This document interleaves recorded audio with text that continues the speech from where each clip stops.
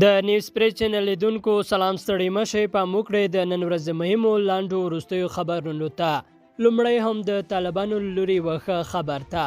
طالبانو د لویو پروژو د عملي کېدو برخه کې د همکارۍ ډاډ ورکړی. د طالبانو د سیاسي دفتر ویاند محمد نعیم ویلي چې د دغه ډلې د سیاسي دفتر مشر ملا برادر او ورسره پلاوي د ترکمنستان د لومړي وزیر له مرستیال او د بهرنیو چارو له وزیر رشید مرداوف او نورو چارواکو سره کتلي دي. د نوموړي په خبره په دې لیدنه کې په ځانګړې توګه د ټاپي پاپ لاین، اورګاډي پټلۍ او نورو لویو پروژو په اړه خبرې شوې دي او د طالبانو له لوري د یادو پروژو په ګډون د ټولو سترو پروژو د عملي کېدو په برخه کې د بشپړې همکارۍ ډاډ ورکړل شوی دی. هغه ویلي چې په دې لیدنه کې د غرض د افغان سولې او د افغانستان پر روان وضعیت، په افغانستان کې د ترکمنستان هیواد د پیل کړو پروژو د ملاتړ، د بندیانو د خلاصون او په تعلیمي او صحي چارو کې په همکاریو بحث او خبره اترې شوې دي. بل خوا شهین کلوردو وایي 3 ولایتونو کې 25 طالبان وژل شوي. شهین کلوردو د شمال په 3 ولایتونو فاریاب، بلخ او سرپل کې د پوځي عملیاتو پر مهال د 25 طالبانو د وژل کېدو او 10 نورو د ټپي کېدو خبر ورکوي.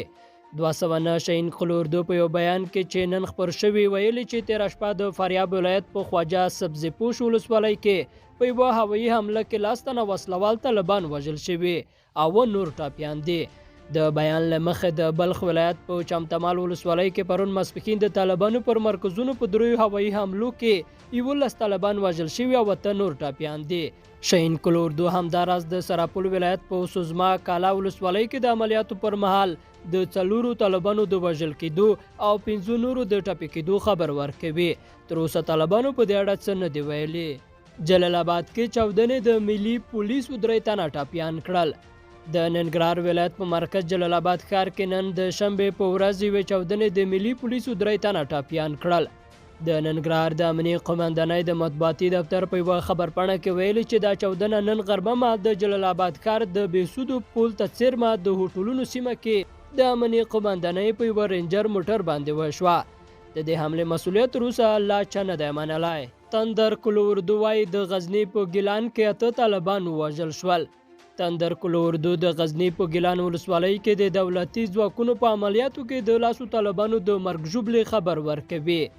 203 تندر کلوردو په یوه نوې خبرپاڼه کې وایي چې افغان ځواکونه د ګیلان ولسوالۍ په شینکۍ کلي کې د تصفیوي عملیاتو پر مهال له طالبانو سره ونښتل چې په نتیجه کې 8 طالبان ووژل شول او 2 نور ټاپیان شول. وسلوالو طالبانو په دې اړه لا څه نه دی ویلي.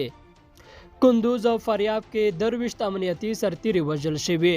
د افغانستان شمال ختیځ ته له کندوزه رپورټونه وایي د دغه ولایت په خان آباد ولسوالۍ کې بیګا د وسلوالو په برید کې د حکومت پلوه ځواکونو د پوستې د یوه قماندان حکیم او د مرستیال په ګډون 18 کسان وژل شوي او 2 تنه نور ټاپیان شوي دي. د کابل ښار د 11مې ناحیې د خیرخانې په لومړۍ حصه کې د مقناطیسي ماین چاودنه شوې ده. د راپورونو له مخې پیښه پر یوه رینجر ډوله موټر د مقناطیسي ماین د چاودنې له امله رامنځته شوې ده. په دې پیښه کې یو امنیتي کس وژل شوی دی. په دې اړه نور جزئیات نه دي ورکړل شوي. بدخشان کې چارواکي وایي بهارک کې 15 وسلوال طالبان وژل شوي. د بدخشان چارواکي د افغان ځواکونو او طالبانو په نښتو کې 14 طالبانو ته د مرګ ژوبلې د اوښتو خبر ورکوي. د امنیي قومندانۍ ویاند ثناءالله روحاني ازادۍ راډیو ته وویل 13 شپه وخته د بهارک او ورغنچوا طالبانو د بهارک ولسوالۍ په پایان شهر سیمه کې د ولسي پاڅونوالو پر پوستو له څو خواوو ډلهیزې حملې پیل کړې. امنیتي ځواکونه سمدستي سیمې ته ورسېدل. د دوی په نښتو کې 15 طالبان ووژل شول او 8 نور ټاپیان شول. ښاغلی روحاني وایي چې له نښتو وروسته طالبان له سیمې وتښتېدل. نوموړی همداراز وایي چې په جګړه کې دولتي ځواکونو ته زیان نه دی اوښتی. وسلوالو طالبانو په دې اړه څه نه دی ویلي. محب وایي طالبانو سره سولې او جګړې ته پوره چمتوالی لرو.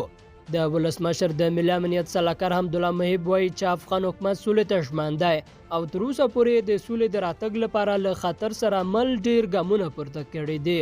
مذاکراتي پلاوی په دوحه کې له یادې ډلې سره د مذاکرې لپاره موجود دی، خو طالبانو د خبرو میز پرې ایښی دی. هغه زیاته کړې چې طالبان سوله نه غواړي او موخه یې د اوسني نظام ړنګول او واک ته رسېدل دي.